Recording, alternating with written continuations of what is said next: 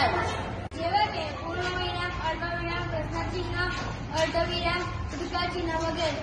હું છું વિરામ ચિહ્ન. ત્યારે આપણે વાક્યની વચ્ચે અને વાક્યની છેડે કેટલાક ચિહ્નો જોતા હશો. આ ચિહ્નોને વિરામ ચિહ્નો કહે છે. હું છું પૂર્ણવિરામ. મારો ઉપયોગ વાક્યના અંતે થાય છે. ઉદાહરણ તરીકે ગાંધીનગર ગુજરાતની રાજધાની છે. હું છું પ્રશ્નચિહ્ન. મારો ઉપયોગ પ્રશ્નો પૂછવામાં થાય છે. ઉદાહરણ કે શું તમે જમી લીધું? તમારા માતાનું નામ શું છે?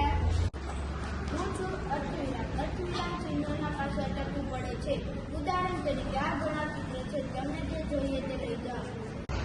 હું છું ઉદ્ગાર ચિહ્ન. મારો ઉપયોગ આશ્ચર્ય, ક્રોધ, ધિક્કાર, પ્રશંસા, દુઃખ જેવા ભાવ દર્શાવવાના હોય ત્યારે મારો ઉપયોગ થાય છે.